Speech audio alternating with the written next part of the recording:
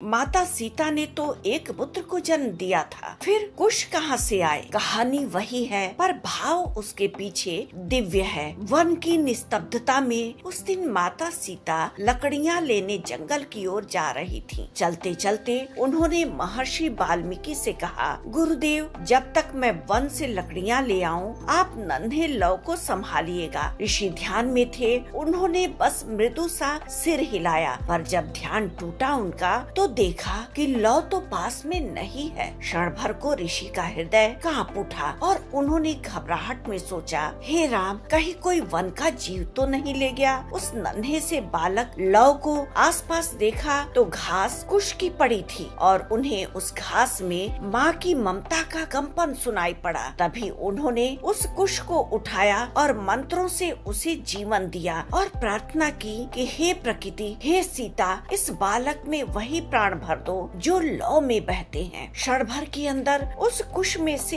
एक बालक प्रकट हुआ, लौ के समान रूप, समान तेज और समान मृदुलता। जब माता सीता थोड़ी देर बाद वन से लकड़ियाँ लेकर के लौटी तो उन्होंने देखा उनके सामने दो बालक हैं, एक लौ जो उनके साथ थे और एक उनके समक्ष लौ जैसा ही दूसरा बालक। उन्होंने ऋषि वाल्मीकि की तरफ देखा, आश्चर्यचकित होकर के। तो ऋषि ने उन्हें सारी बातें बताई। एक लौ और दूसरा वही कुश जो ऋषि के तप से उत्पन्न हुआ था। माता सीता की आंखें छलक गईं। उन्होंने दोनों बच्चों को गले लगाया और कहा, एक मेरे गर्भ से उत्पन्न हुआ है और एक प्रकृति ने मुझे दिया है। दोनों ही मेरे हृदय के अंश हैं और इस तरह लौ और कुश एक माँ की करुणा और एक ऋषि के तप का संगम बने। दोनों ही सीता की ममता के दो दीपक हैं जो आज भी रामायण की गाथा में समान रूप से प्रकाशित होते हैं।